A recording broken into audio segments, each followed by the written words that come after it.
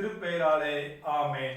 இந்த ஞாயிறு வழிபாட்டிலே காணொலி காட்சி வழியாக பார்த்து கொண்டிருக்கக்கூடியவர்கள் ஒவ்வொருவரையும் மூவரு கடவுளின் திருப்பெயராலே வாழ்த்தி வரவேற்றுக் கொள்கிறோம். இந்த ஞாயிறு வழிபாட்டுக்கு ஆரம்பமாக நாம் இருந்த இடத்திலே கண்களை மூடி ஜெபம் செய்வோம். ஜீவனுள்ள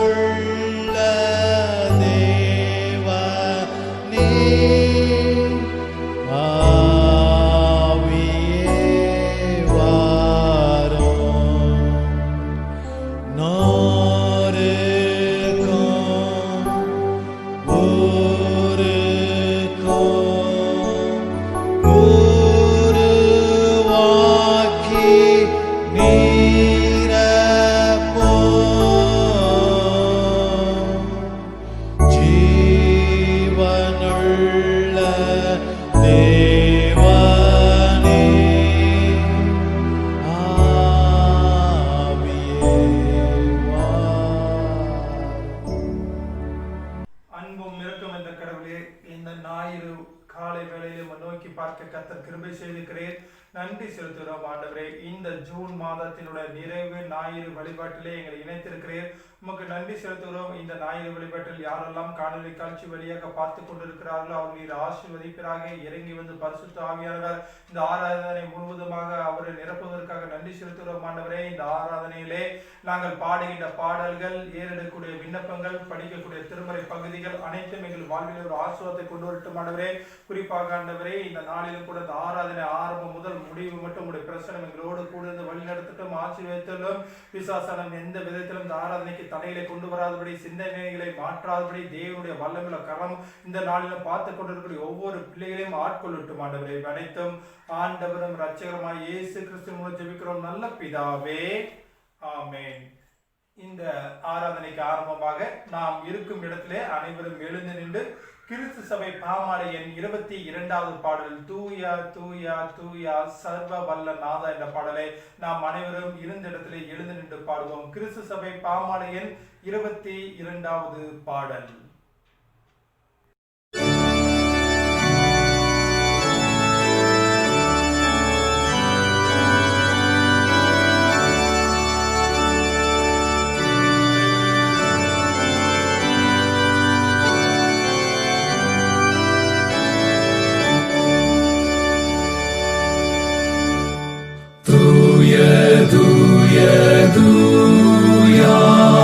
சர்வவல்ல நாதா தேவரீர்க்கே நாளும் சங்கீதம் ஏறுமே.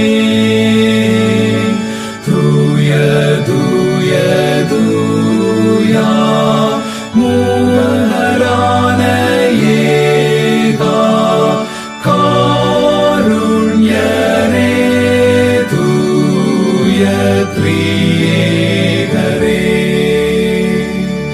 தூய தூய தூயா அன்பர் சூழனேன்று தெய்வதாசனம் முன்னர் தம் கிரீடம் வைப்பாரே.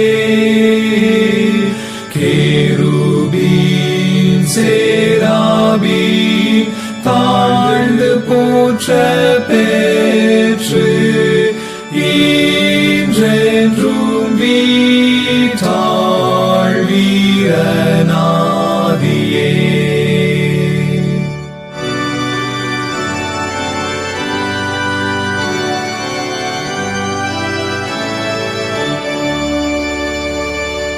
தூய தூய தூயா ஜோதி பிரகாசா பாவ கண்ணால் உந்தன் மாண்பை காண யார் வல்லோ.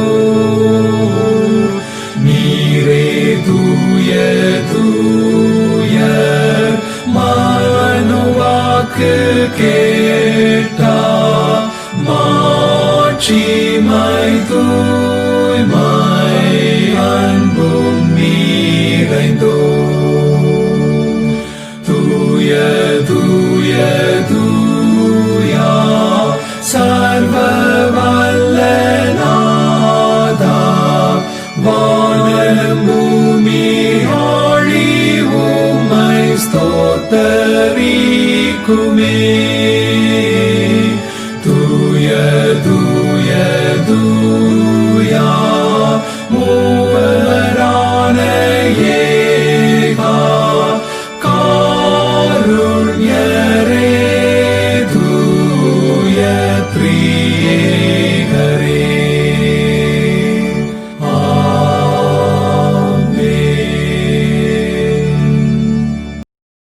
இந்த ஆராதனையானது காலை ஆராதனை முறையை பின்பற்றி நடைபெறும். துன்மார்க்கன் தான் செய்த துன்மார்க்கத்தை விட்டு விலகி நியாயத்தையும் நீதியும் செய்வானாகில் அவன் தன் ஆத்துமாவை பிழைக்க பண்ணுவான். என் மீறுதல்களை நான் அறிந்திருக்கிறேன், என் பாவம் எப்பொழுதும் எனக்கு முன்பாக இருக்கிறது. என் பாவங்களை பாராதபடிக்கு நீர் உமது முகத்தை மறைத்து என் அக்கிரமங்களை எல்லாம் நீக்கி அருளும். உங்கள் வஸ்திரங்களை அல்ல, உங்கள் இருதயங்களை கிழித்து உங்கள் தேவனாகிய கர்த்தரிடத்தில் திரும்புங்கள். அவர் இரக்கமும் மன உருக்கமும் நீடிய சாந்தமும் மிகுந்த கிருபையும் உள்ளவர். அவர் தீங்குக்கு மனஸ்தாபப்படுகிறமாய் இருக்கிறார்.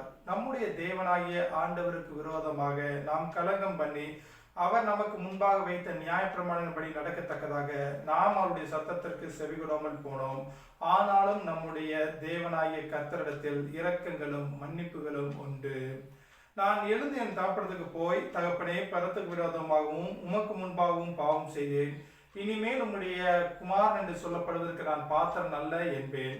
நமக்கு பாவமில்லை என்போமானால் நம்மை நாமே வஞ்சிக்கிறவர்களாய் இருப்போம். சத்தியம் நமக்குள் இராது. நம்முடைய பாவங்களை நாம் அறிக்கையிட்டால் பாவங்களை நமக்கு மன்னித்து எல்லா அநியாயத்தையும் நீக்கி நம்மை சுற்றி இருப்பதற்கு கர்த்தர் உண்மையும் நீதியும் உள்ளவராய் இருக்கிறார். பிரியமான சகோதர சகோதரிகளே, நம்முடைய பரமபிதாவாகிய சர்வ வல்லமுள்ள தேவனுடைய அளவில்லாத தயவினாலும் இரக்கத்தினாலும் பாவ மன்னிப்பை பெறுவதற்காக நாம் செய்த பலவிதமான பாவங்களையும் அக்கிரமங்களையும் அவர் சன்னதியில் மாயமாய் மறைத்துக் கொள்ளாமல் பணிவும் தாழ்மையும் துக்கமும் கீழ்ப்படிதலும் உள்ள இருதயத்தோடு அறிக்கையிட வேத வசனம் பற்பல வாக்கியங்களில் நம்மை ஏவுகிறது. நாம் எக்காலத்திலும் தேவனுக்கு முன்பாக நம்முடைய பாவங்களை மனத்தாழ்மையாய் அறிக்கையிட வேண்டுவதுமன்றி அவருடைய திருக்கரங்களினாலே நாம் பெற்றுக்கொண்ட மேன்மையான உபகாரங்களுக்காக சோத்திரம் செலுத்தவும் மிகவும் சிறந்த அவருடைய புகழை பிரஸ்தாபம் பண்ணவும் அவருடைய மகா பரிசுத்த வசனத்தை கேட்கவும் நம்முடைய சரீரத்துக்கும் ஆத்மாவுக்கும் தேவையானங்களுக்காக வேண்டிக் கொள்ளவும் நாம் கூடி வந்திருக்கிற இந்த தருணத்தில் பாவங்களை அறிக்கையிடுவது நமது விசேஷ கடமையாக இருக்கிறது. ஆகையால் இங்க இருக்கிற நாம் அனைவரும் சுத்தி இருதயத்தோடும் தனது சத்தத்தோடும் பரம கிருபாசன தடைகள் என்னோடு கூட சேர்ந்து நான் சொல்லுகிற பிரகாரம் சொல்ல உங்களை வேண்டிக் கொள்கிறேன்.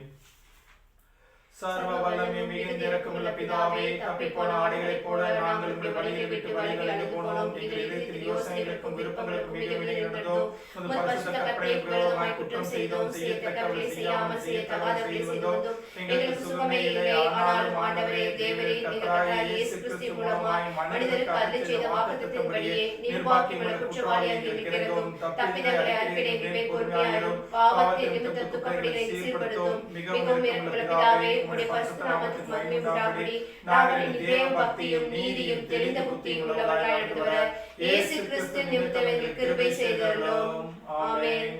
நம்முடைய கர்த்தராகிய இயேசு கிறிஸ்துவின் பிதாவாய் இருக்கிற சர்வ வல்லமையுள்ள தேவன் பாவியின் மரணத்தை விரும்பாமல் அவன் தன் பாவத்தை விட்டு திரும்பி பிழைப்பதையே விரும்பி பாவத்தை நிமித்தம் துக்கப்படுகிற நமது ஜனத்துக்கு பாவ விமோசனத்தையும் மன்னிப்பையும் கூறி அறிவிக்க தம்முடைய பணிவிடைக்காரருக்கு அதிகாரத்தையும் கட்டளையும் அருளச் செய்திருக்கிறார்.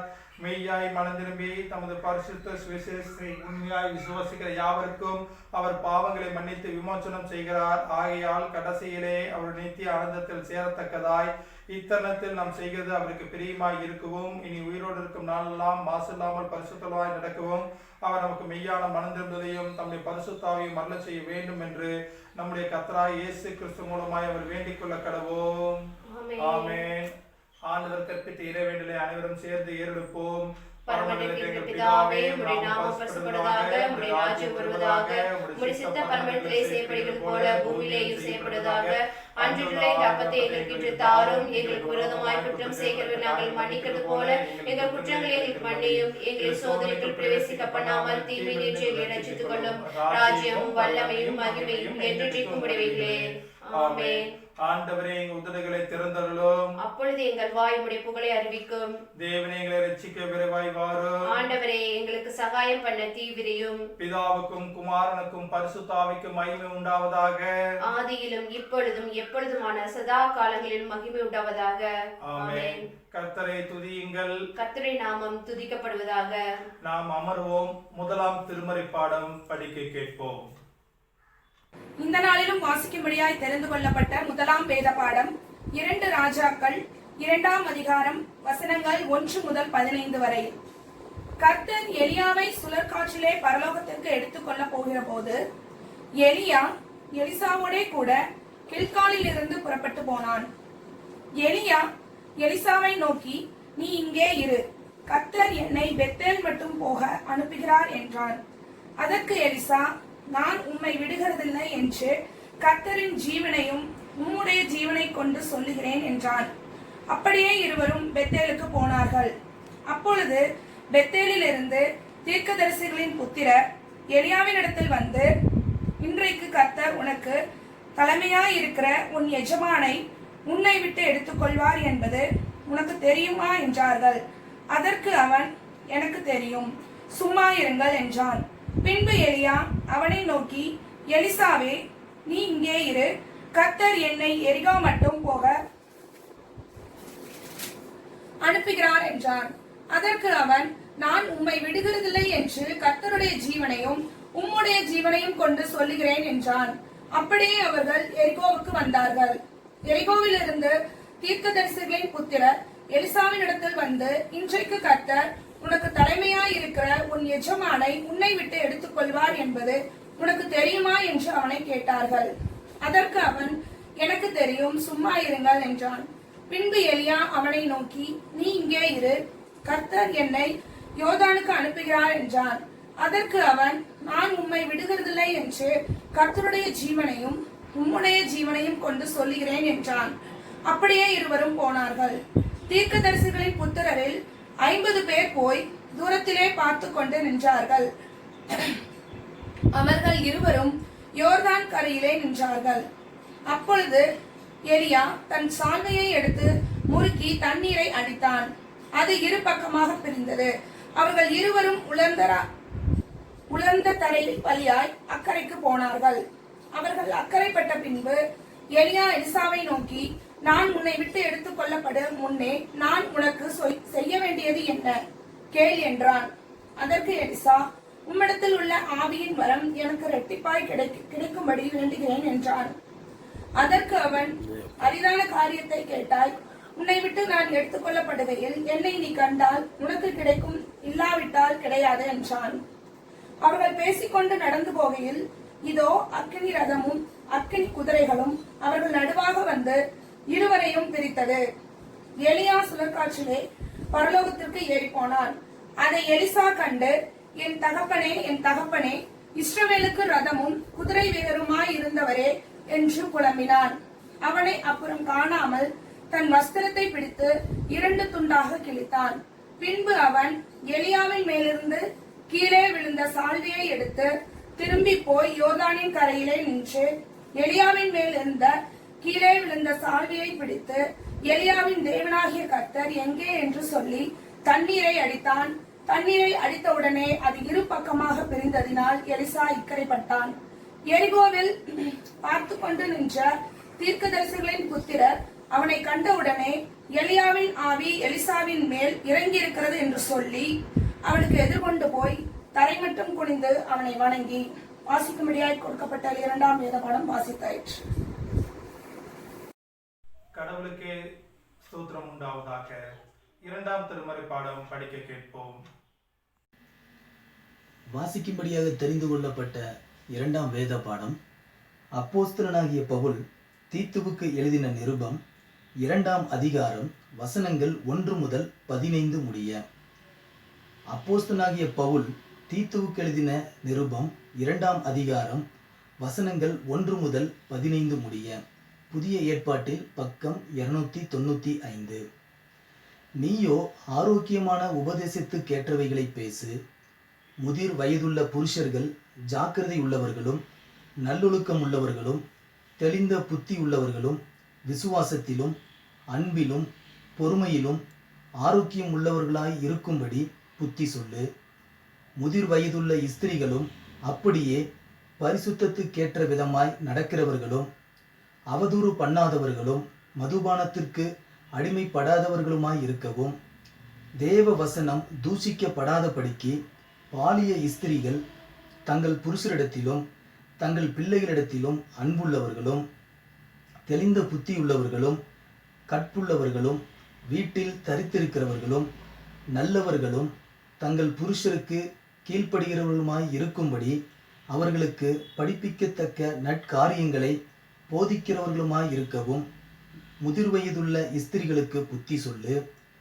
அப்படியே பாலிய புருஷரும் தெளிந்த புத்தியுள்ளவர்களாய் இருக்கவும் நீ புத்தி சொல்லி, நீயே எல்லாவற்றிலும் உன்னை நற்கிரியைகளுக்கு மாதிரியாக காண்பித்து, எதிரியானவன் உங்களை குறித்து பொல்லாங்கு சொல்லுகிறதற்கு ஒன்றுமில்லாமல் வெட்கப்படத்தக்கதாக உபதேசத்திலே விகற்பமில்லாதவனும் நல்லொழுக்கம் உள்ளவனும் குற்றம் பிடிக்கப்படாத ஆரோக்கியமான வசனத்தை பேசுகிறவனுமாய் இருப்பாயாக.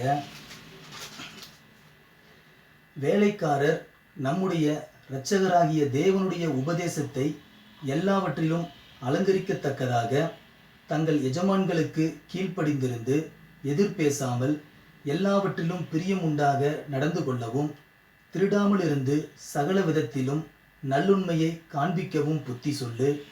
ஏனெனில் எல்லா மனுஷருக்கும் இரட்சிப்பை அளிக்கத்தக்க தேவ கிருபையானது பிரசன்னமாகி, நாம் அவபக்தியையும் லௌகீக இச்சைகளையும் வெறுத்து தெளிந்த புத்தியும் நீதியும் தேவ பக்தியும் உள்ளவர்களாய் இவ்வுலகத்திலே ஜீவனம் பண்ணி, நாம் நம்பியிருக்கிற ஆனந்த வாக்கியத்துக்கும் மகா தேவனும் நமது இரட்சகரும் ஆகிய இயேசு கிறிஸ்துவினுடைய மகிமையின் பிரசன்னமாகுதலுக்கும் எதிர்பார்த்து கொண்டிருக்கும்படி நமக்கு போதிக்கிறது.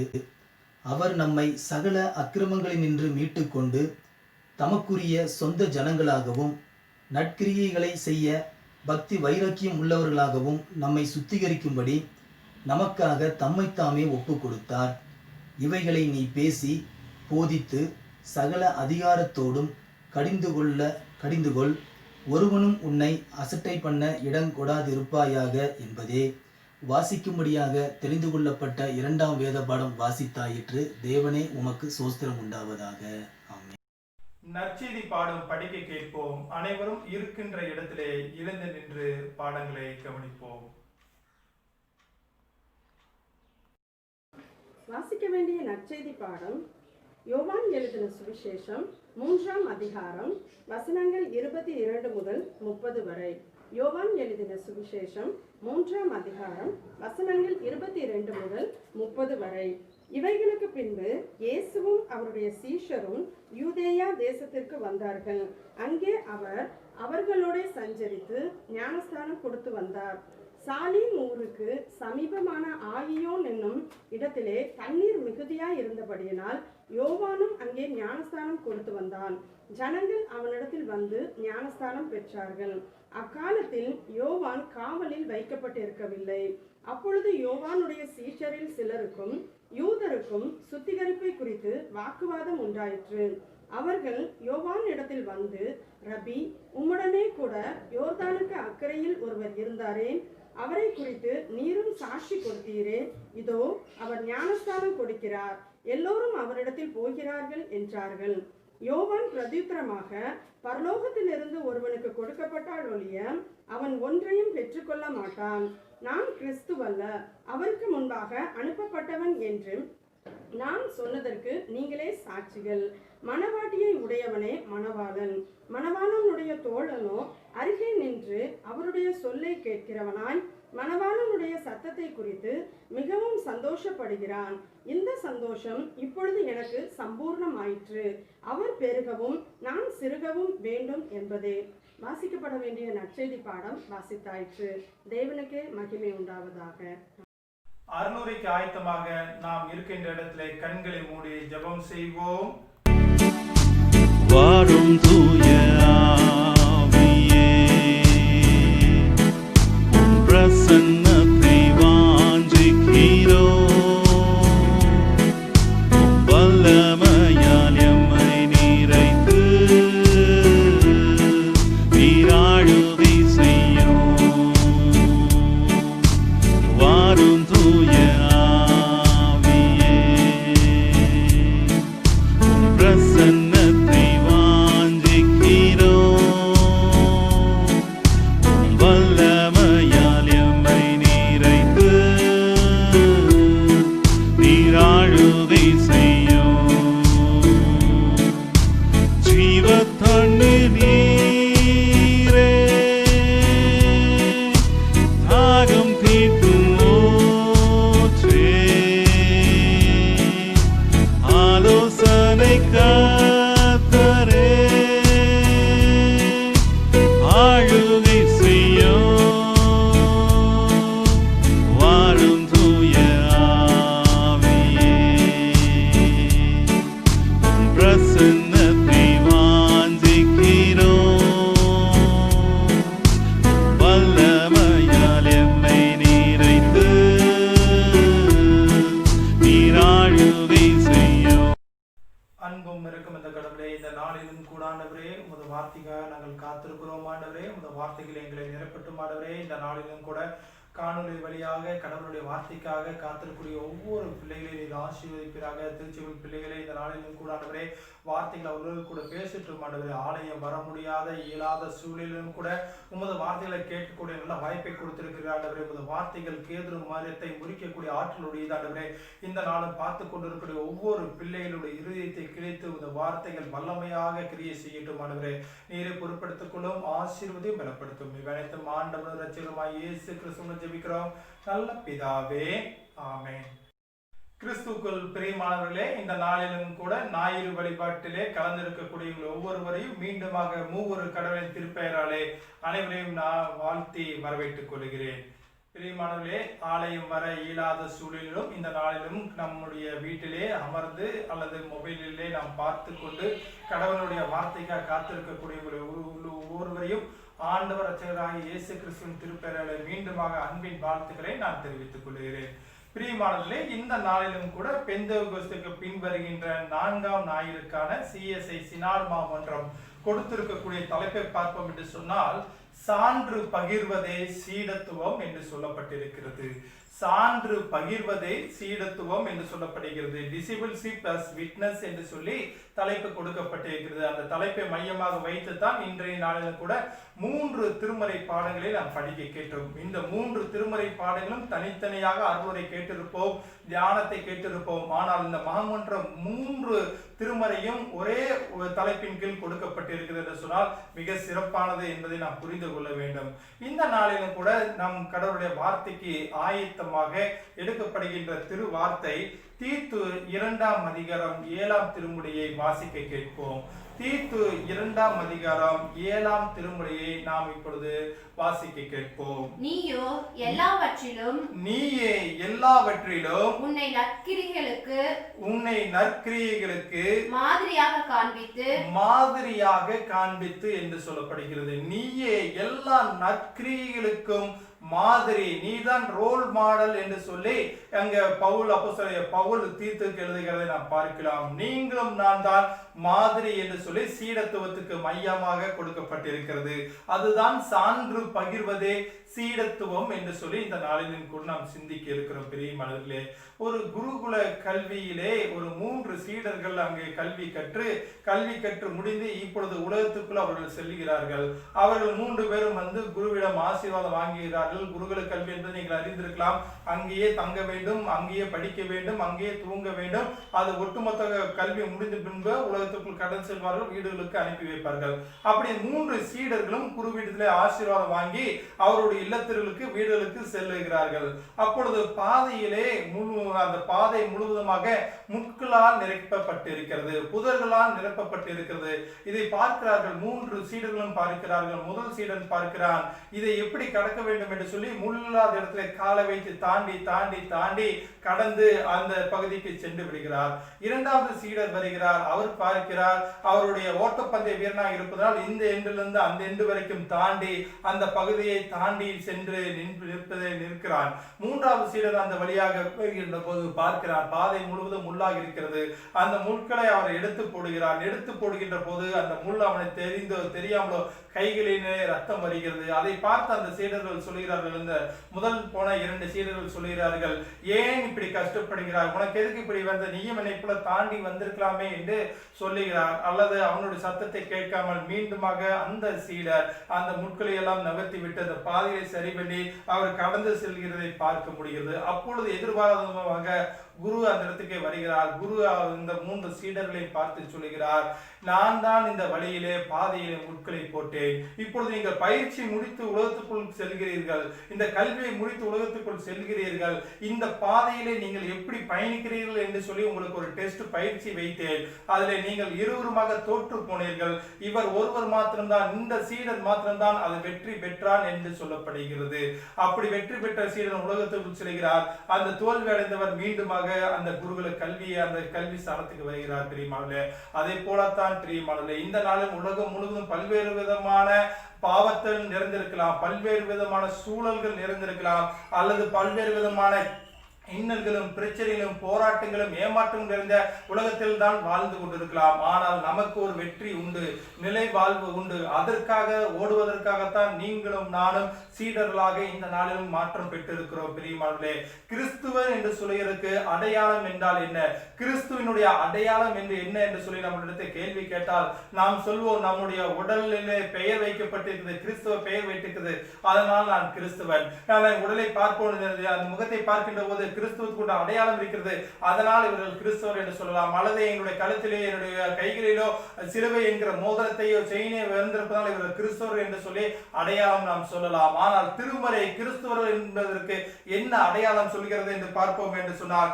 யோவான் 13ஆம் அதிகாரம் 35ஆம் திருமறையிலே சொல்கிறது, கிறிஸ்தவர்கள் என்றால் யார் என்பதற்கு அடையாளம் சொல்லப்படுகிறது. வாசிக்க கேட்போம்.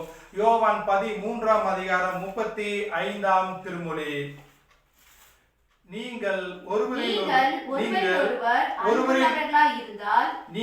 ஒருவரில் ஒருவர் அன்புள்ளவராய் இருந்தால் அதனால் நீங்கள் என்னுடைய சீடர்கள் என்று சொல்லப்படுகிறது. இயேசு கிறிஸ்து சொல்கிறார், நீங்கள் ஒருவரில் ஒருவர் அன்பு செலுத்துகின்ற போதுதான் நீங்கள் ஆண்டவராய் இயேசு கிறிஸ்துவின் சீடர்கள் என்று சொல்லப்படுகிறது. அந்த சீடர்கள் தான் கிறிஸ்துவர்களாக மாற்றப்படுகிறார்கள். அந்த சீடர்கள் கிறிஸ்துவர் என்று புரிந்து கொள்ள வேண்டும். பிரியமானவர்களே, இந்த நாளிலும் கூட நாம் அப்படிப்பட்ட அன்பு செலுத்துகிறோமா என்று சொன்னால் அது கேள்விக்குறியாகத்தான் இருக்கிறது. அதற்காகத்தான் இந்த நாளில் மாமன்றம் கொடுத்திருக்கிறது. சான்று பகிர்வதுதான் சீடத்துவம் என்று சொல்லப்படுகிறது. ஆதி திருச்சபையிலே பார்ப்போம் என்று சொன்னால் ஒரே மாம்சத்தோடு ஒரே மனதோடு அவர்கள் திருச்சபையிலே இணைந்திருக்கிறதை பார்க்கலாம். அப்போஸ்தலர் 4ஆம் அதிகாரம் 32ஆம் திருமொழியை வாசிக்க கேட்போம். அப்போஸ்தலர் 4ஆம் அதிகாரம் விசுவாசிகளாகிய திரளான கூட்டத்தார் ஒரே இருதயமும் ஒரே மனமுள்ளவர்களாய் இருந்தார்கள். விசுவாசிகள் அனைவரும் ஒரே இருதயமாக ஒரே மனமுள்ளவர்களாக இருந்தார்கள். அப்படி இருக்கின்ற போதுதான் ஆதி திருச்சபையானது நாளுக்கு நாள் பெருகி வளர்ந்தது என்பதை நாம் புரிந்து கொள்ள முடிகிறது. அப்படிப்பட்ட அந்த திருச்சபை வளர்வதற்கு காரணம் ஒரே மாம்சமாக ஒரே சிந்தையாக இருக்கிறார்கள். பிரியமானவர்களே, அதே போல நாமும் இந்த உலகத்தில் இருக்கக்கூடிய கிறிஸ்துவர் என்கிற நாமும் ஒரே சிந்தையாக கடவுளுடைய சீடர்களாக இருப்போம் என்று சொன்னால் நம்முடைய திருச்சபையும் நம்முடைய உலகமும் கடவுள் எதிர்பார்த்து கொண்டிருக்கக்கூடிய நியாய தீர்ப்பிலே அநேக மக்களை அழைத்துவதற்கு நீங்களும் நானும் சாட்சிகளாக சீடர்களாக இருப்போம் என்பதை புரிந்து கொள்ள வேண்டும். இதை மையமாக வைத்துத்தான் இந்த நாளிலும் கூட 3 தலைப்பின் கீழ் சிந்திக்க இருக்கிறோம். முதல் தலைப்பானது கடவுளின் பணியில் சாட்சி என்று சொல்லப்படுகிறது. முதல் தலைப்பு கடவுளின் பணியில் சாட்சி என்று சொல்லப்படுகிறது. படிக்கும்படியாக தெரிந்து கொள்ளப்பட்ட 1ஆம் திருமறை பகுதியை நாம் எடுத்து வைத்துக் கொள்வோம். 2 ராஜாக்கள் 2ஆம் அதிகாரம் 1 தொடங்கி 15 இருக்கக்கூடிய திருமுறைகளை படிக்க கேட்டோம். கடவுள் பணியில் சாட்சிகள் என்று சொல்லப்படுகிறது. இங்கே பார்ப்போம் என்று சொன்னால் 2 தீர்க்கர்கள் வருகிறார்கள். எலியா, எலிசா என்று 2 தீர்க்கர்கள் வருகிறார்கள். இந்த ராஜாக்கள் புஸ்தகம் முழுவதுமாக தீர்க்கர்கள் அதிகமாக அல்லது குருக்கள் இறைவாக்கினர்கள் அதிகமாக வருகிறதை படிக்க முடிகிறதை நீங்களும் நானும் படித்திருக்கலாம். இங்கே சீடர் அல்லது இங்கே தீர்க்கர் என்பவர் ஒரு உலக புகழ்பெற்ற அல்லது அந்த பகுதியிலே புகழ்பெற்ற தீர்க்கர் இருக்கிறார். அவரை சுற்றிலும் அவருடைய சீடர்கள் இருக்கிறார்கள். இப்பொழுது அந்த புகழ்பெற்ற சீடர் கடவுளிடத்தில் எடுத்துக்கொள்ள போகின்ற நேரம் வந்துவிட்டது. முதல் திருமொழி அதுதான் சொல்லப்படுகிறது. கர்த்தர் எலியாவை சுழல் காற்றிலே பரலோகத்திற்கு எடுத்துக்கொள்ள போகிற போது என்று சொல்லி ஆரம்பிக்கப்படுகிறது. இப்பொழுது அவருடைய காலம் முடிந்து விட்டது, அவருடைய அற்புதங்கள் முடிந்து விட்டது, அவருடைய திருப்பணி முடிந்து விட்டது, அவருடைய ஊழியம் முடிந்து விட்டது. இப்பொழுது கடவுளுடைய பணியில் சீடர்களாக தன்னை எடுத்துக்கொள்கின்ற போகின்ற சூழலிலே அவருடைய சீடராக இருக்கக்கூடிய எலிசா இப்பொழுது அவர்களோடு கூட இருக்கிறார். இப்பொழுது எலிசா கூட இருக்கிறார். இந்த நாள் அவர்கள் கடவுளுக்கு எடுத்துக்கொள்ள போகின்ற போது இருவருமாக சந்திக்கிறார்கள், இருவருமாக வருகிறார்கள். இப்பொழுது எலியாவும் எலிசாவும் எங்கே இருக்கிறார்கள் என்று சொன்னால் இருவருமாக புறப்பட்டு கில்காலுக்கு புறப்பட்டு போகிறார்கள். முதலாக அவர் அந்த நாளிலும் கில்காலுக்கு புறப்பட்டு போகிறார்கள். வசனம் 1ஆம் திருமொழியின் பிற்பதை பார்ப்போம் என்று சொன்னால் எலியா எலிசாவோடு கூட கில்காலிலிருந்து புறப்பட்டு போனான். கில்காலிலிருந்து புறப்பட்டு போகிறார். நல்லா கவனிங்கள். இருவருமாக ஒரே இடத்திலிருந்து கில்காலிலே புறப்பட்டு போகிறார்கள். எங்கே போகிறார்கள் என்று சொன்னால் பெத்தேலுக்கு போகிறார்கள். 2ஆம் திருமொழி பார்ப்போம் என்று சொன்னால் பெத்தேலுக்கு போகிறார்கள். பெத்தேலுக்கு அடைந்த பின்பு எலியா சொல்கிறார், நீ இங்கேயே இரு, கடவுள் என்னை போக சொல்லுகிறார், நான் கடவுளிடத்திலே போய்விட்டு வருகிறேன், இங்கேயே இரு என்று சொல்லுகிறார். அப்பொழுது எலிசா சொல்லுகிறார், அவருடைய சீடர் சொல்லுகிறார், குருவை பார்த்து சொல்லுகிறார். வாசிங்கள் 2ஆம் திருமொழியின் பிற்பகுதி. அதற்கு எலிசா நான் உம்மை விடுகிறதில்லை என்றும் கர்த்தருடைய ஜீவனையும் உம்முடைய ஜீவனையும் கொண்டு சொல்கிறேன் என்று சொல்றார். குரு சொல்றார், நீ இங்கே இருங்க அப்படின்னு சொல்றார். சிலர் பார்த்தா இல்ல நான் உங்களுடைய ஜீவனை கர்த்தருடைய பெயரிலே சொல்கிறேன், நானும் எங்கே செல்கிறீர்களோ அங்கேயே வருவன் என்று சொல்லி இப்பொழுது இருவருமாக பெத்தேலுக்கு போகிறார்கள். பெத்தேலுடைய தீர்க்கதரிசிகள் எல்லாம் எலியாவை பார்த்து சொல்லுகிறார்கள், எலிசாவை பார்த்து சொல்கிறார்கள், நீர் உம்முடைய எஜமான் அல்லது உம்முடைய தீர்க்கதரிசியுடைய தலைவர் இந்த நாளிலும் எடுத்துக்கொள்ள போகிறார் என்பது உனக்கு தெரியுமா என்று சொல்லி ஒரு கேள்வி எழுப்புகிறார். அந்த கேள்விக்கு விடை எலிசா அழகாக சொல்லுகிறார். அதற்கு அவன் எனக்கு தெரியும் சும்மா இருங்கள், நீங்கள் சும்மா இருங்கள், எனக்கு தெரியும் அவர் இன்று எடுத்துக்கொள்ள போகிறார் என்பது தெரியும், நீ எங்களுக்கு சொல்லி எங்களுக்கு தெரிய வேண்டிய அவசியம் இல்லை, கடவுள் எனக்கும் சொல்லுகிறார், இந்த நாளிலும் அவரோடு கூட இருக்க வேண்டும் என்று சொல்லி நான் விருப்பப்படுகிறேன் என்று சொல்லி நீங்கள் சும்மா இருங்கள் என்று சொல்லப்படுகிறது. பிரியமானவர்களே, இந்த நாளிலும் நம்முடைய அண்டை வீட்டார் அல்லது நண்பர்கள் தீர்க்கர்கள் என்ன சொல்லுவாங்க, அல்லது நம்மளுடைய யாராவது ஒரு குடும்பத்துல பிரச்சனை என்று சொன்னால், உங்களுக்கு தெரியுமா அவங்க இப்படி பண்ணிட்டாங்க, அம்மா இப்படி பண்ணிட்டாங்க, அப்ப இப்படி சொல்லிட்டு சண்டையை இன்னும் உருவாக்குகின்ற மக்கள் தான் இருந்து கொண்டிருக்கிறார்கள். அப்பொழுது நாம் சொல்ல வேண்டும், சும்மா இருங்க, எனக்கு தெரியும், அவங்கள பத்தி எனக்கு தெரியும், கணவனை பத்தி எனக்கு நல்லா தெரியும், மனைவி பத்தி எனக்கு நல்லா தெரியும், பிள்ளைகளை பத்தி எனக்கு நல்லா தெரியும் என்று சொல்லி நாம் சொல்ல வேண்டும் என்கிறதை நாம் புரிந்து கொள்ள வேண்டும். பிரியமானவர்களே, இப்பொழுது இந்த எலிசாவை பார்ப்போம் என்று சொன்னால் 2 இடத்தை முடித்துவிட்டு மீண்டுமாக பெத்தேலிலிருந்து எரிகோவுக்கு போகிறார். வசனத்தை பார்ப்போம் என்று சொன்னால் 4ஆம் திருமொழியை பார்ப்போம் என்றால் அவர் எரிகோவுக்கு போவார். எரிகோவுக்கு சென்ற பின்பு அங்கே சொல்லுவார், நீ இங்கேயாவது இரு என்று சொன்னபோது மீண்டும் சொல்லுவார், இல்ல நான் உங்களோடு தான் வருவேன், கர்த்தருடைய நாமத்தினாலும் உங்களுடைய நாமத்தினாலும் உங்களுடைய ஜீவனை பொறுத்த வரைக்கும் நான் உங்களோடவே நான் வருவேன் என்று சொல்லி முதலாவதாக பார்த்தோம் கில்கால், அடுத்தது பெத்தேல், இப்பொழுது எரிகோ வரைக்கும் வந்து விட்டார். இறுதியாக யோர்தான் நதிக்கு இருவருமாக செல்கிறார்கள். யோர்தான் நதிக்கும் சென்று விட்டார்கள். பிரியமானவர்களே, யோசித்து பாருங்கள், குரு சொல்கிறார் நீ அங்கேயே இருப்பார், ஆனால் சிசியங்கள் இல்ல நான் உங்களோடு தான் இருப்பேன் என்று சொல்லி அந்த சீடத்துவம் நம்மளோடு கூட இருக்குதா? அந்தனுடைய நம்பிக்கை நம்மளோடு கூட இருக்குதா? இப்பொழுது இருவருமாக யோர்தானுக்கு வருகிறார்கள். யோர்தான் நதிக்கு முன்பாக நின்று கொண்டு தன்னுடைய சால்வையை எடுத்து அவர் அந்த யோர்தான் ஆற்றை அடிக்கிறார். அந்த ஆறானது இரண்டாக பிளக்கப்படுகிறது, வெட்டாந்தரையாக பிளக்கப்படுகிறது. பிரியமானவர்களே, இந்த அனுபவம் எப்படிப்பட்ட அனுபவம் யோசித்து பாருங்கள். ஆறு இரண்டாக பிரிக்கப்படுகிறது. நீங்கள் இஸ்ரேல் மக்கள் கடலை வழிநடத்தை பார்ப்போம் என்று சொன்னால், செங்கடலுக்கு முன்பாக இஸ்ரேல் மக்கள் வழியை வந்து நிற்பார்கள். முன்பாக கடல், பின்பாக பார்வோன் படை. என்ன செய்வது என்று தெரியாமல் கலங்கி நிற்கின்ற போது மோசே கோலை வைத்த போது அந்த செங்கடல் இரண்டாக பிரிந்து வெட்டாந்தரையில் நடந்தார்கள். அதே போல இவர்கள் இருவரும் அதே வெட்டாந்தரையில் நடக்கிறதை நாம் புரிந்து கொள்ள வேண்டும். 8ஆம் திருமுறை அழகாக சொல்லப்பட்டிருக்கிறது. வாசிங்கள். அப்பொழுது எலியா தன் சால்வையை எடுத்து முறுக்கி தண்ணீரை அடித்தான். அது இரு பக்கமாக பிரிந்தது. அவர்கள் இருவரும் உலர்ந்த தரை வழியாய் அக்கறைக்கு போனார்கள் என்று சொல்லப்படுகிறது. இத்தனை 4 இடத்திலே மாறி மாறி வந்து இப்பொழுது அக்கறை தரையில் வழியிலே நடந்து இருவருமாக அந்த அக்கறைக்கு போகிறார்கள். இப்பொழுது எலிசாவை பார்த்து எலியா கேட்கிறார், உனக்கு நான் என்ன செய்ய வேண்டும் என்று கேள் என்று சொல்லி 9ஆம் திருமுறை சொல்லப்படுகிறது. அப்பொழுது எலிசா தன்னுடைய குருவை பார்த்து கேட்கிறார். வாசியுங்கள். அதற்கு எலிசா உம்மிடத்தில் இருக்கக்கூடிய ஆவியின் வரம் எனக்கு இரட்டிப்பாய் கிடைக்கும்படி வேண்டுகிறேன் என்றான். இரட்டிப்பாக கிடைக்கும்படி வேண்டுகிறேன் என்கிறார். பிரியமானவர்களே, என்றாவது இது இப்படி ஒரு யோசித்தது உண்டா? நீங்கள் குருவிடம் கேட்கும்போது உன்னுடைய ஆவி எனக்கு கிடைத்தால் போதும் என்று சொல்லுவார்கள். ஆனால் இங்கே எலிசா சற்று வித்தியாசமாக கேட்கிறார். உன்னை விட எனக்கு இரட்டிப்பான ஆவி வேண்டும் என்று கேட்கிறார். அப்படி என்று சொன்னால் நீங்கள் எப்படி புரிந்து கொள்ள வேண்டும் என்பதை நான் நன்றாக அறிந்து கொள்ள வேண்டும். இரட்டிப்பான நன்மை அல்லது இரட்டிப்பான ஆவி வேண்டும் என்று சொல்லி தன்னை வழிநடத்தின இத்தனை நாட்கள் அவரிடத்துல இருந்த குருவை பார்த்து கேட்கிறார் என்று. அப்படி என்று சொன்னால் இவரை விட நான் அதிக அற்புதம் செய்ய வேண்டும் என்று சொல்லி இவருக்குள்ளே பேராசை இருந்ததா? அல்லது இவரை விட நான் பெயர் வாங்க வேண்டும் என்று சொல்லி தீர்க்கதரிசனம் அதிகமாக உரைக்க வேண்டும், நிறைவேற்றினார், நான் தான் எளியவை விட அதிகமாக இருக்க வேண்டும் என்று சொல்லி இரட்டிப்பான நன்மையை கேட்டார் என்பதை நீங்கள் அப்படி நினைத்துக் கொண்டிருக்கலாம். ஆனால் பிரியமானவர்களே, அது அப்படி அல்ல.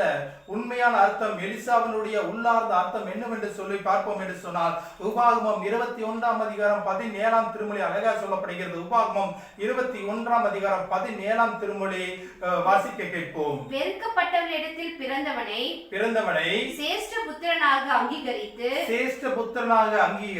தனக்கு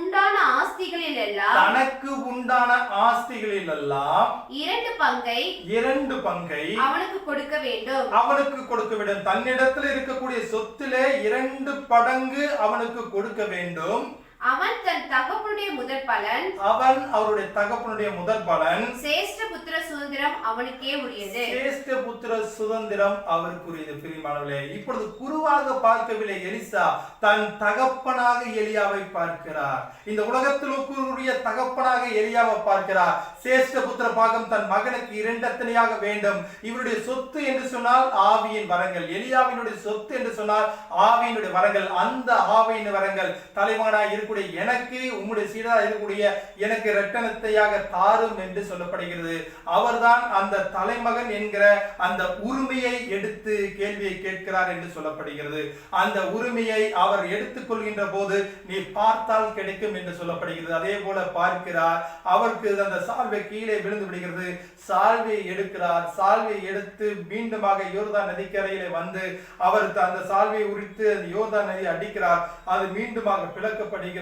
அதை பார்த்து கொண்டிருக்கக்கூடிய தீர்க்கர்கள் எலியாவினுடைய ஆசீர்வாதங்கள், எலியாவினுடைய ஆவி எலிசாவின் மீது இறங்கி இருக்கிறது என்று அனைவரும் கண்டு கொண்டு அவர்களை துதித்தார்கள் என்று சொல்லி 15ஆம் திருமொழி சொல்லப்படுகிறது. அதை மாத்திரம் வாசிப்போம். 15ஆம் திருமொழி.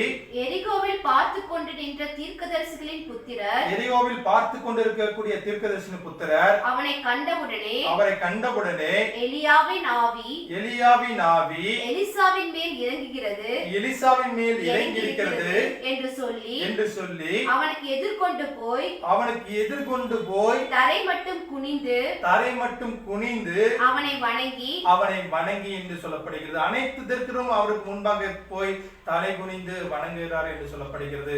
அதுதான் கடவுளின் பணியில் சீடர் என்று சொல்லப்படுகிறது. அதுதான் கடவுளின் பணியில் சாட்சிகள் என்று சொல்லப்படுகிறது. பிரியமானவர்களே, அது குருவோடு முழுமையாக வாழ்நாள் முழுவதும் நிலைத்திருந்து அந்த ஆசீர்வாதத்தை பெற்றுக் கொள்கிறார். நாம் கடவுளின் பணியில் எப்படிப்பட்டவர்களால் சாட்சிகளாக இருக்கிறோம்? சற்று யோசிப்போம். ஞாயிற்றுக்கிழமை காலை 8:30 மணிக்கு நம்முடைய ஆலய ஆராதனையிலே கலந்து கொள்ள வேண்டும் என்று சொல்லி நாங்கள் ஓடி வந்த காலங்கள் உண்டு பிரியமானவர்களே.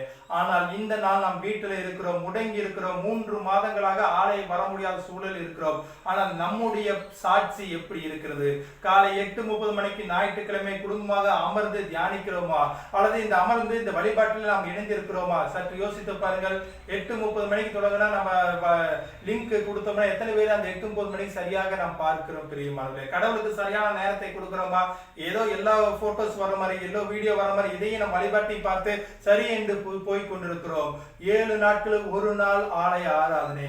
ஆலய ஆராதனையில் வழிபாடு என்பது மிக முக்கியம். அந்த ஓய்வு நாளில் நாம் இப்படிப்பட்ட பல சிரமத்துக்கு மத்தியிலே வழிபாட்டை எடுத்து அதை ஒவ்வொரு முழுமையாக அதை பூர்த்தி செய்து ஆண்டவருடைய பிரசன்னத்தோடு உங்களுக்கு அனுப்பி வைக்கிறோம். எத்தனை பேர் அதை உணர்ந்து உண்மையாக கடவுளுடைய ஆராதனைக்காக காத்திருந்து நாம் இந்த வழிபாட்டிலே கலந்து கொள்கிறோம்? பிரியமானவர்களே, இந்த நாள் அப்படி இல்லை என்று சொன்னால் எப்படி எலிசா கடைசி வரைக்கும் அவருடைய குருவோடு இருந்து அப்படி ஆசீர்வாதத்தை பெற்றுக்கொண்டாரோ, இந்த நாளிலும் கடவுள் நம்மளை சோதிப்பதற்காக கூட இப்படிப்பட்ட சூழ்நிலை கொடுக்கலாம். நாம் ஆலயம் செல்ல முடியாத சூழலில் நம்மளுடைய உலகப்புறமான காரியத்தை இந்த நேரத்தை கொடுக்கிறோமோ, அல்லது இந்த நேரம் கடவுளுக்குரியது, கடவுளுக்காக மாத்திரம்தான் நான் செலவிடுவேன், குடும்பமாக பிள்ளைகளாக இணைந்து ஆண்டவரிடத்தில் இந்த நேரத்தை கொடுப்பேன் என்று சொல்லி அப்படி நாம் இருக்கின்ற போது கடவுள் உண்மையாக சாட்சியாக நம்மளை எடுத்து பயன்படுத்துவார்.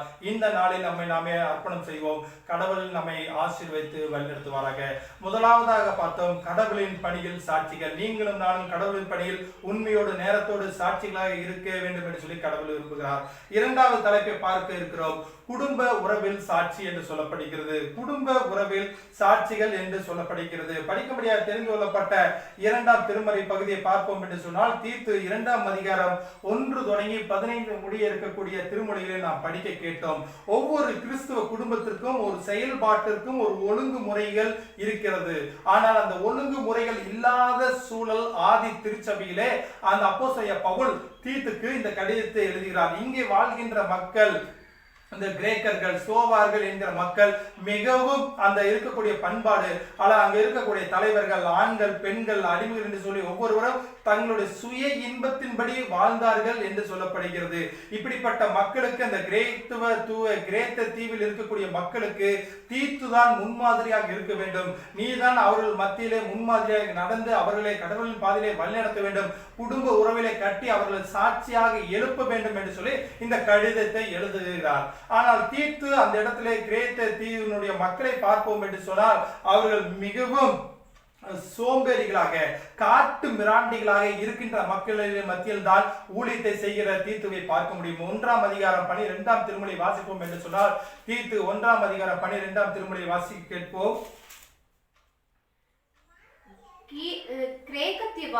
கிரேக்கத்தீவார் அந்த பகுதியில் இருக்கக்கூடிய மக்கள் ஓயா பொய்யர், எப்பொழுதும் பொய் சொல்லிக் கொண்டிருக்கக்கூடிய ஓயா பொய்யர்கள், துஷ்ட மிருகங்களாக இருக்கக்கூடிய மக்கள், பெருவயிற்று சோம்பேறிகள்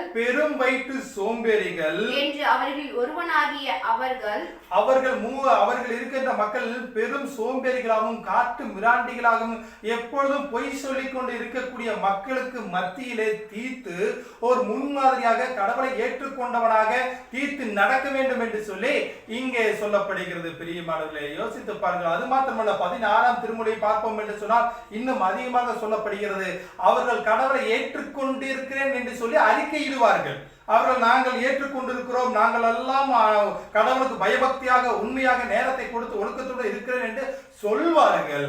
ஆனால் அவர்கள் அருவருக்கத்தக்கவர்கள், நம்பத்தக்கவர்கள் அல்ல, எந்த நற்செயலும் செய்யாதவர்கள், கீழ்ப்படியாதவர்கள் என்று சொல்லப்படுகிறது. 16ஆம் திருமொழி வாசிங்க. அவர்கள் தேவனை அறிந்திருக்கிறோம் என்று அறிக்கை பண்ணுகிறார்கள். கிரியைகளிலோ அவரை மறுதலிக்கிறார்கள். அவர்கள் அருவருக்கப்படத்தக்கவர்களும் அருவருக்கப்படத்தக்கவர்களும் கீழ்ப்படியாதவர்களும்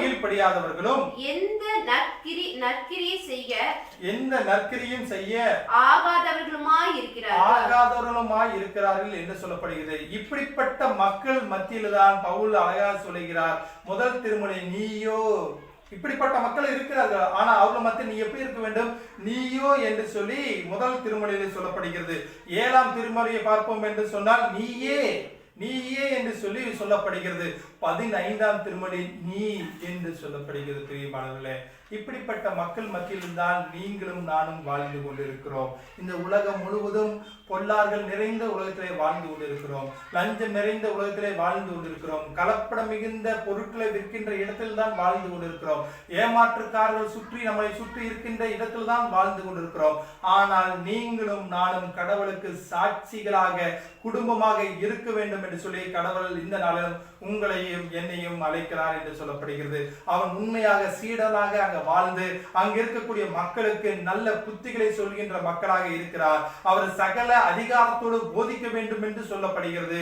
அவர்கள் ஒருவரும் அசட்டை பண்ணாதபடிக்கு நீ நேர்மையோடு உத்தமத்தோடு நடந்து அவர்களை கிறிஸ்துவ குடும்பமாக மாற்ற வேண்டும் என்று சொல்லப்படுகிறது. அப்படிப்பட்டவர்களாக சான்று பகிர்வதற்காக நீங்களும் நானும் அழைக்கப்பட்டிருக்கிறோம். 15ஆம் திருமுறை வாசியுங்கள், 2:15. இவைகளை நீ பேசி போதித்து சகல அதிகாரத்தோடும் கடிந்துகொள். ஒருவனும் உன்னை அசட்டை பண்ண இடம் கொடாதிருப்பாயாக என்று சொல்லப்படுகிறது. ஒருவரும் அசட்டை பண்ணக்கூடாது. பிரியமானவர்களே, இந்த நாள் நாம் எப்படிப்பட்டவர்களாக இருக்கிறோம்? எப்பொழுதும் ஒருவரை குறை சொல்கின்ற மக்களாகத்தான் நாம் வாழ்ந்து கொண்டிருக்கிறோம்.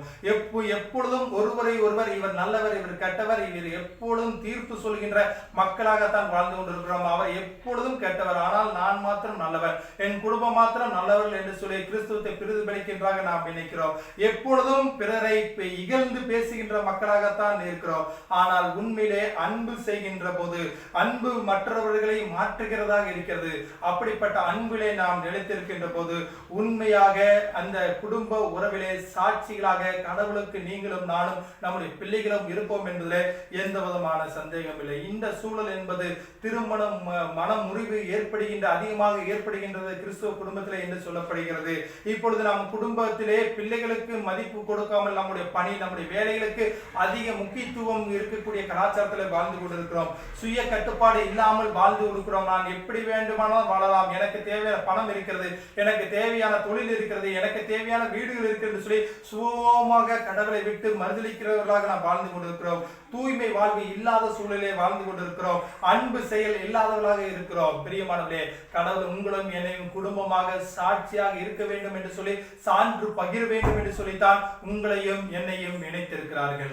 அப்படிப்பட்ட குடும்ப உறவிலே நாம் தான் மற்றவர்களுக்கு, இந்த குடும்ப உறவிலே இருக்கக்கூடிய மக்களுக்கு எப்படி தீர்த்து அந்த பட்டணத்துக்கு ஒரு முன்மாதிரியாக இருந்தாரோ அதே போல இந்த உலகத்திற்கு, இந்த சின்னிமலை பகுதிக்கு, இந்த நீலம்பூர் பகுதிக்கு மற்றும் இருக்கக்கூடிய இந்த பகுதிகளுக்கு நீங்களும் நான் தான் மாதிரியாக இருக்கிறோம்.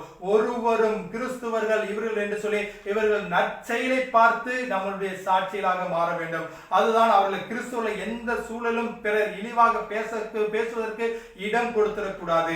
அப்படிப்பட்ட நேர்மையோடு உத்தமத்தோடு நீதியோடு நடக்க வேண்டும் என்று சொல்லி கடவுள் உங்களையும் என்னையும் தெரிந்து கொண்டிருக்கிறார். அப்படிப்பட்டவர்களாக சாட்சிகளாக கிறிஸ்துவுக்கு கடவுளுக்கு சாட்சிகளாக இருப்போம்.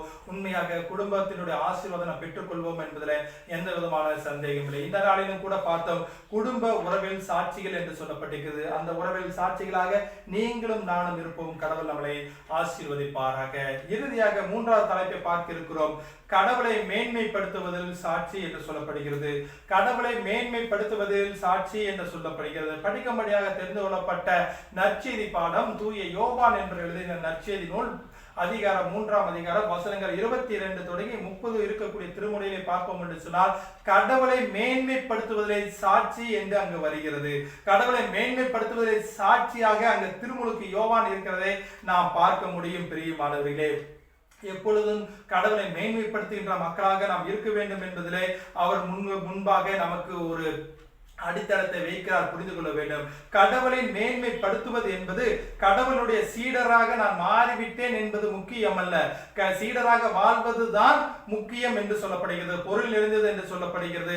அதுவும் அவரை பின்பற்றுவதை விட அவர் செய்த நற்கிரிகள் நற்செயல்களை நாமளும் செய்கின்ற போதுதான் நீங்களும் நானும் கிறிஸ்துவர்கள் என்று சொல்லப்படுகிறது. பிரியமானவர்களே, ஒரு உதாரணத்தை எளிதில் புரிந்து கொள்ள வேண்டும் என்று சொன்னால், ஒரு செயற்கை பூ இருக்கிறது, ஒரு இயற்கை பூ இருக்கிறது. இந்த செயற்கை பூ எப்பொழுதும் அப்படியே இருந்து கொண்டுதான் இருக்கும். ஆனால் இந்த இயற்கை பூ ரொம்ப குறைவாகவோ அல்லது பெரிதாகவோ சிறிதாகவோ இருந்தாலும் கூட இந்த வண்டுகள் என்பது இந்த செயற்கை பூவுக்கு வராது. இயற்கை பூவினுடைய நறுமணத்தை கண்டு அது காணாமல் ஒரு மறைவான இடத்துல கூட இருக்கலாம் இந்த பூ. ஆனால் அந்த இடத்தை கண்டு அந்த வண்டுகள் அந்த தேனை உறிஞ்சுகிறதை போல நீங்களும் நானும் கிறிஸ்துவர்களாக இருக்கிறோம் என்று சொன்னால், நாம் சீடராக இருக்கின்ற போது உண்மையான இயற்கை பூவாக இருக்கின்ற போதுதான் நமக்கு ஆசீர்வாதம். நான் கிறிஸ்துவர் என்று சொல்லி வெளி வேடகமாக நான் இயற்கை செயற்கை பூவை போல நான் வாழ்ந்தால் எந்த விதமான ஆசீர்வாதங்களும் நமக்கு கிடைக்காது. தேனை போல உறிஞ்சுகின்ற வாய்ப்பு நமக்கு கிடையாது. ஆனால் நாம் இயற்கை பூவாக நாம் ஒளிதரக்கூடிய மக்களாக இருக்கின்ற போது உண்மையான ஆசீர்வாதங்கள் கடவுளை மேன்மைப்படுத்துகின்ற சாட்சிகளாக இருக்கும் போது நமக்கு ஒரு ஆசீர்வாதம் இருக்கும் என்பதில் எந்த விதமான சந்தேகம் இல்லை. திருமுழுக்கு யோவானும் இயேசுவும் ஒரே சமகாலத்தில் வாழ்ந்தவர்கள் என்பதை நாம் புரிந்து கொள்ள வேண்டும். யோவான் 2ஆம் அதிகாரம் 23ஆம் திருமுறை அப்படிப்பட்ட வார்த்தைகளை நாம் பார்க்கலாம். லூக்கா 7ஆம் அதிகாரம் 18 முதல் 23 திருமுறையிலே வாசிக்க கேட்கின்ற போது அங்கே இருவருமாக இணைந்து செயல்படுகின்றதை பார்க்கலாம். ஆனால் யோவான் 3ஆம் அதிகாரம் 25ஆம் திருமுறை சொல்லப்படுகிறது, திருமுழுக்கு யோவானிடத்திலே சீடர்களுக்கும் யூதர் ஒருவருக்கும் அந்த தூய்மை சடங்கை குறித்து பிரச்சனை எழுகிறது. வாசிக்க கேட்போம். யோவான் 3ஆம் அதிகாரம் 25ஆம் திருமுறை வாசியுங்கள். அப்பொழுது யோவானுடைய சீஷரில் சிலருக்கும் யூதருக்கும் சுத்திகரிப்பை குறித்து வாக்குவாதம் உண்டாயிற்று என்று சொல்லப்படுகிறது. ஒரு சுத்திகரிப்பை குறித்து ஒரு வாக்குவாதம் வருகிறதை நாம் புரிந்து கொள்ள வேண்டும். பிரியமானவர்களே, இந்த வாக்குவாதம் என்பது இப்பொழுது யார் சுத்திகரிப்பது, யார் சீடர்கள், யார் தலைவர்கள் என்று சொல்லி அங்கே வருகிறது. ஆனால் அந்த யோவான் திருமுழுக்கு யோவான் அழகாக சொல்லப்படுகிறார். 28ஆம் திருமுறை சொல்லப்படுகிறது, அவர் விவாதத்திற்கு வந்தவர்கள் மேசியா யார் என்று சொன்னால் அது அவர்தான், நான் அல்ல தலைவர், அவர்தான் தலைவர் என்று சொல்லி 28ஆம் திருமுறை சொல்லப்படுகிறது. வாசியுங்கள். நான் கிறிஸ்துவல்ல, நான் தலைவர் அல்ல, அவருக்கு முன்பாக அனுப்பப்பட்டவன் என்று நான் சொன்னதற்கு நீங்களே சாட்சிகள். நான் கிறிஸ்து அல்ல, நான் மேசியா அல்ல, நான் உலகத்தை மீட்பதற்காக நான் வந்தவன் அல்ல. ஆனால் அதற்கு ஆயத்தமாக அதற்கு முன்பாக வந்தவன் தான் நான் என்று சொல்லப்படுகிறது. பிரியமானவரே, மணமகள் என்பவன் மணமகனுக்கு உரியவன். மணமகனுடைய தோழன் என்னதான் சிரிக்கலாம், என்னதான் மணமகன் அருகிலே இருக்கலாம், ஆனால் மணமகள் என்பது எப்படி மணமகனுக்கு உரியவரோ அதே போல மணமகனாய் இருக்கக்கூடிய கிறிஸ்து தான் திருச்சபைக்கு, அல்லது கிறிஸ்து தான் மேசியா. அதற்கு முன்பாக நான் வரலாம், அல்லது மணமகனை தோழரை போல நான் அமர்ந்து பார்க்கலாம், ஆனால் நான் மணமகன் ஆக முடியாது என்பதே அழகாக 29ஆம் திருமுறையிலே சொல்லப்படுகிறது. இப்பொழுது இந்த திருமுழுக்கு யோவானுடைய இறுதி பகுதியிலே வாசிப்போம் என்று சொன்னால், நான் சிறுக வேண்டும் அவர் பெருக வேண்டும் என்று சொல்லப்படுகிறது. யோசித்து பாருங்கள், திருமுழுக்கு யோவானுக்கு அதிக சீடர்கள் இருந்த சூழலிலே இயேசு கிறிஸ்து அப்பதான் வருகிறார். ஆனால் அங்கே சொல்லுகிறார், நான் சிறுக வேண்டும் அவர் பெருக வேண்டும் என்று சொல்லப்படுகிறது. அதோடு அவர் கடவுளை மேன்மைப்படுத்துகின்ற மக்களாக, மேன்மைப்படுத்துகிற சாட்சியாக அந்த இடத்துல திருமுழுக்கு யோவான் இருக்கிறது என்று சொல்லப்படுகிறது.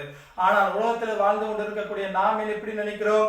அவன் எப்பொழுதும் எனக்கு கீழே தான், அவர் ஆஸ்தியிலும் சரி, செல்வத்திலும் சரி, பதவியிலும் சரி, படிப்பிலும் சரி, என்னை விட அவன் என்னதான் கீழே தான் இருக்கிறான், நான் தான் உயர்ந்திருக்கிறேன் என்று சொல்லி நாம் உள்நாட்ட பெருமை நமக்குள்ளே இருக்கிறது. பிரியமானவர்களே, யோவானை பாருங்கள், கடவுளை மேன்மைப்படுத்துகிறார்.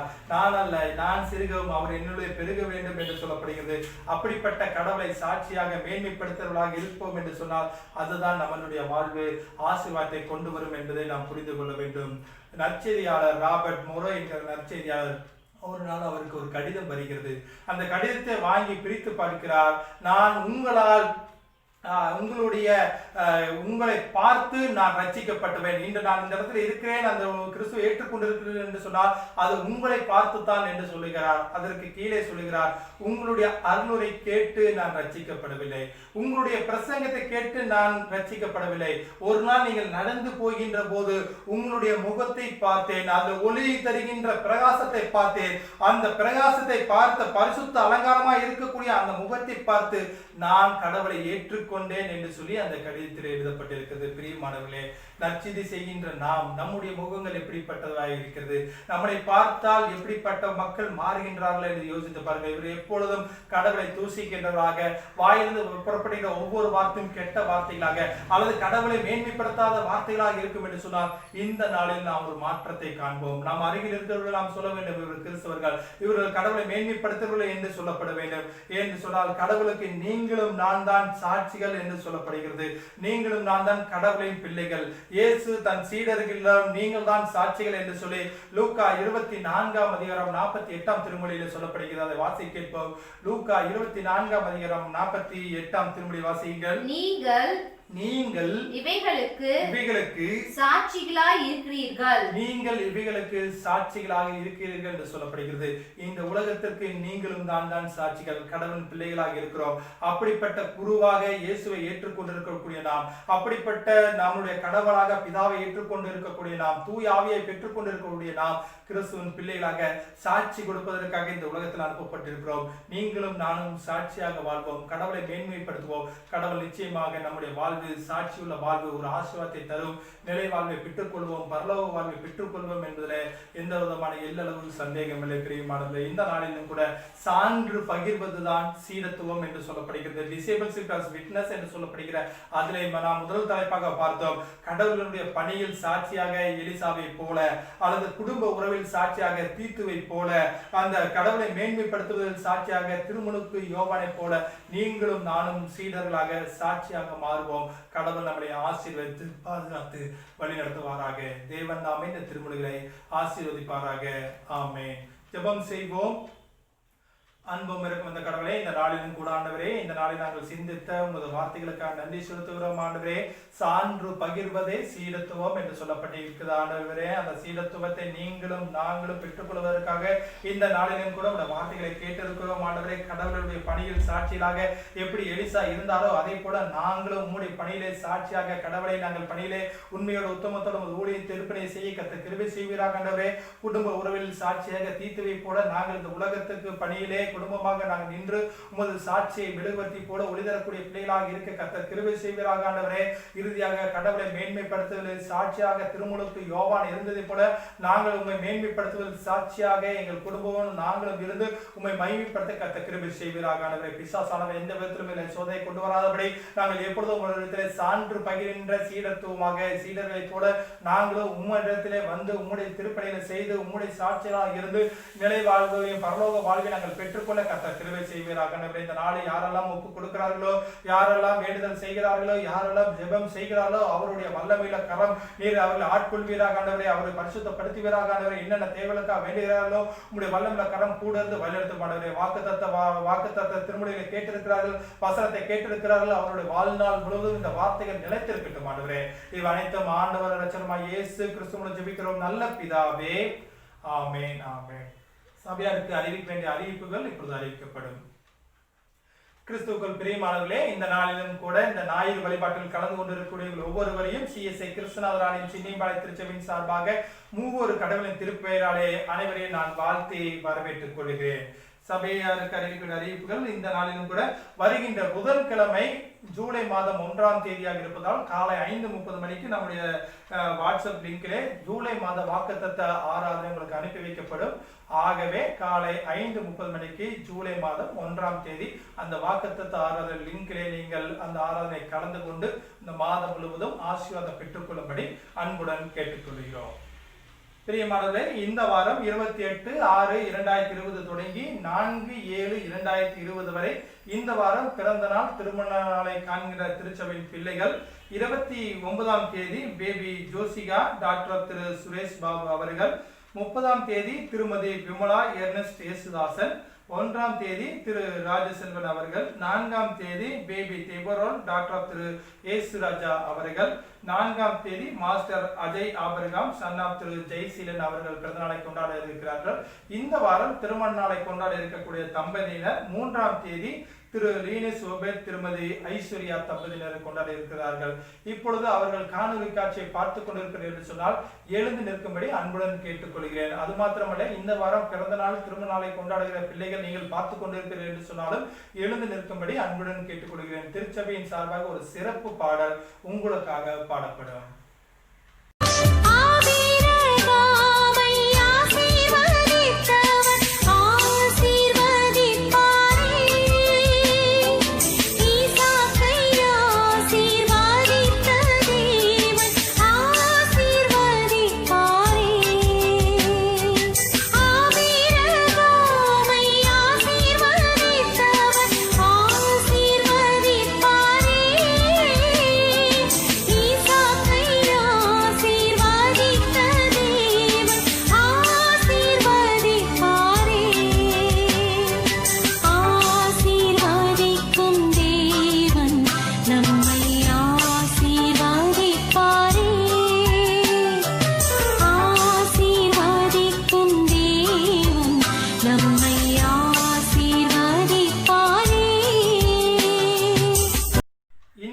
பிறந்த நாள் திருமண நாள் காண்பதற்கான திருச்சபையுடைய வாக்குத்தத்தம் 1 நாளாகமம் 28ஆம் அதிகாரம் 20ஆம் திருமொழி. 1 நாளாகமம் 28ஆம் அதிகாரம் 20ஆம் திருமொழி. நீ பயப்படாமலும் கலங்காமலும் இரு, தேவனாய கர்த்தர் என்றும் என் தேவன் உன்னோடு இருப்பார் என்று சொல்லி வாக்குத்தத்தம் பண்ணுகிறார். அப்படிப்பட்ட வாக்குத்தத்தத்திற்காக நின்று கொண்டிருக்கக்கூடிய பிள்ளைகளுக்காக நாம் அனைவரும் ஜெபம் செய்வோம். அன்பும் மிருக்கும் இந்த கடவுளே, இந்த நாளிலும் கூட ஆண்டவரே, எங்கள் திருச்சபையிலே பிறந்த நாள் திருமண நாள் காண்பவர்கள் இப்பொழுது எழுந்து நின்று கொண்டிருக்கக்கூடிய ஒவ்வொரு பிள்ளைகளையும் கருத்தை கொடுக்கிறோம் ஆண்டவரே. திருச்சபையினுடைய வாக்குத்தத்தமாக இந்த வாரம் பிறந்த நாளை காண்கின்ற பிள்ளைகளுக்கு 1 நாளாகமம் 28ஆம் அதிகாரம் 20ஆம் திருமொழி. நீ பயப்படாமலும் கலங்காமலும் இரு, தேவனாகிய கர்த்தர் என்றும் என் தேவன் உன்னோடு இருப்பார் என்று சொல்லப்படுகிறது. இவர்கள் பிறந்த நாளை திருமண நாளை காண்கின்ற பிள்ளைகளோடு தேவன் அவனோடு கூட இருக்கட்டும் ஆண்டவரே. இப்பொழுது பயந்து கலங்கி கொண்டிருக்கக்கூடிய பிள்ளைகள் புதிய ஆண்டில் அடியெடுத்து வைக்கின்ற போது தேவன் என்னோடு கூட இருக்கிறார் என்று சொல்லி அந்த நம்பிக்கையோடு விசுவாசத்தோடு ஒவ்வொரு நாளும் ஆசீர்வாதத்தை பெற்றுக்கொள்ள கர்த்தர் கிருபை செய்வீராக. குறிப்பாக இந்த வாரம் திருமண நாளை காண்கிற தம்பதியினர் இதை ஆசீர்வதிப்பீராக. தேவையில் சந்திக்கப்பட்ட பிள்ளைகளை ஆசீர்வதிப்பீராக. நாங்கள் பிதா குமாரன் பரிசுத்தாவின் திருப்பெயராலே நாங்கள் வாழ்த்தி ஆசீர்வதிக்கிறோம் ஆண்டவரை. அனைத்தும் ஆண்டவர் ரட்சகருமாகிய இயேசு கிறிஸ்துவின் ஜெபிக்கிறோம் நல்ல பிதாவே, ஆமென். தொடர்ந்து நாம் ஜெப நிலையிலே இருப்போம். ஜெபம் செய்வோம். வாழ்வழிக்கும் நல்ல கடவுளே, இந்த நாளிலும் கூட ஆண்டவரே, ஜூன் மாதம் 28ஆம் தேதி ஞாயிறு வழிபாட்டிலே இணைத்திருக்கிறேன்.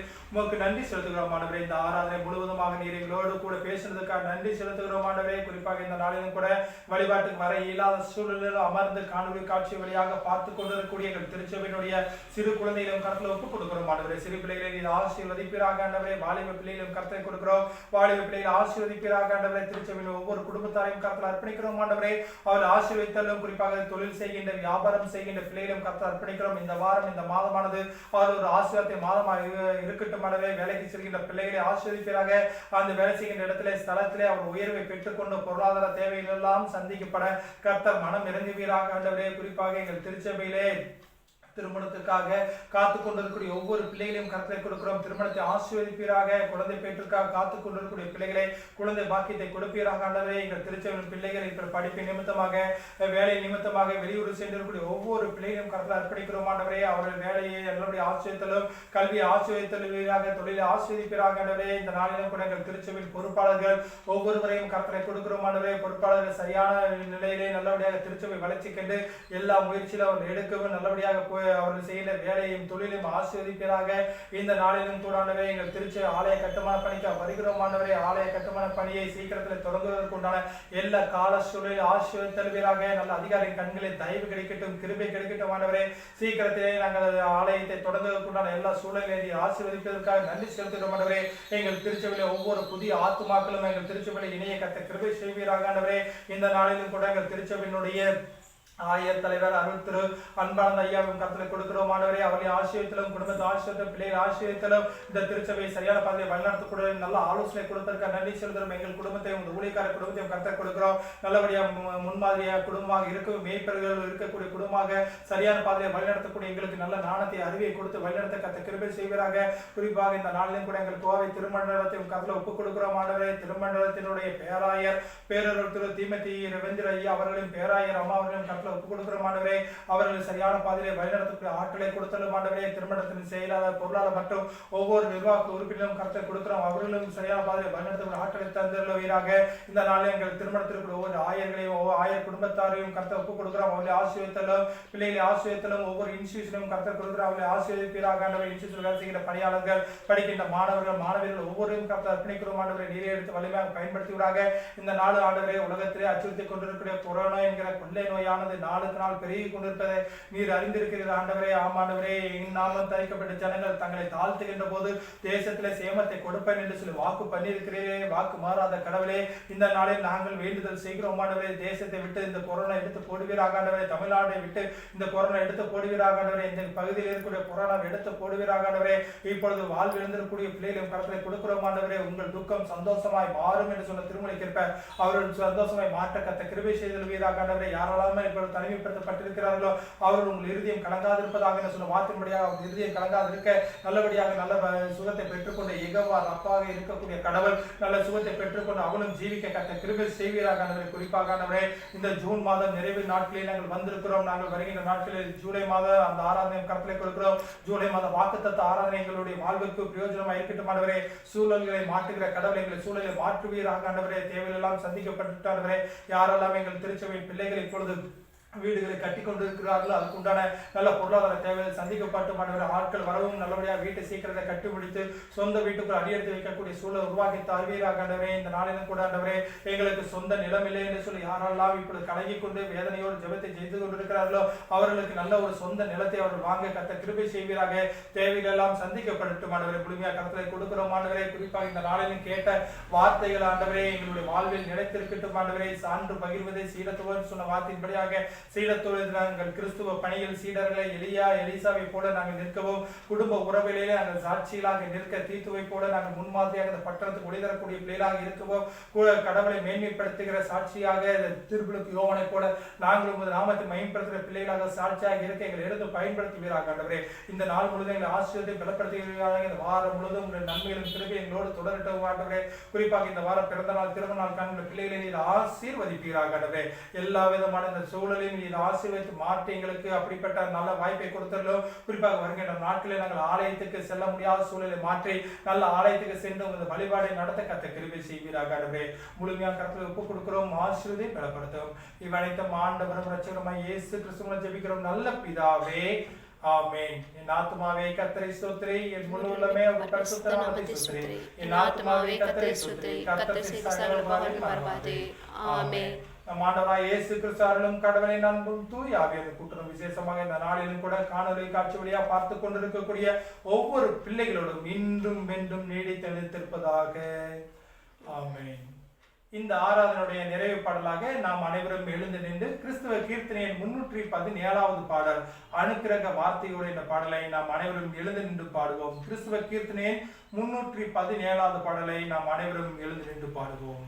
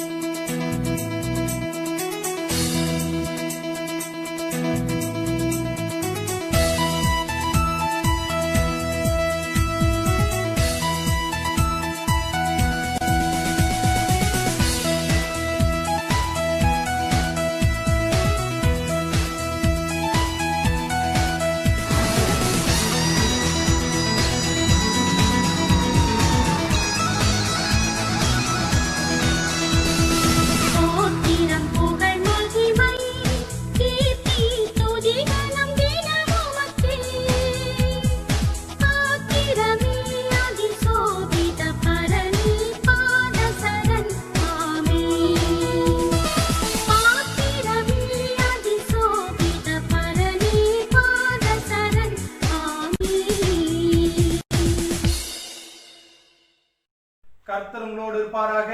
அவர் உமது ஆவியோடு கூட இருப்பாராக. சமாதானத்துடன் சென்று வாருங்கள். கர்த்தருடைய நாமத்தினாலே ஆமென். கிறிஸ்துக்குள் பிரியமானவர்களே, இந்த ஞாயிறு வழிபாட்டை காணொலி காட்சியாக வழியாக பார்த்து கொண்டிருக்கக்கூடிய ஒவ்வொருவரையும் மீண்டுமாக திருச்சபையின் சார்பாக உங்களை ஆசீர்வதித்து கடவுள் பாதுகாத்து வழிநடத்துவாராக. ஆமென்.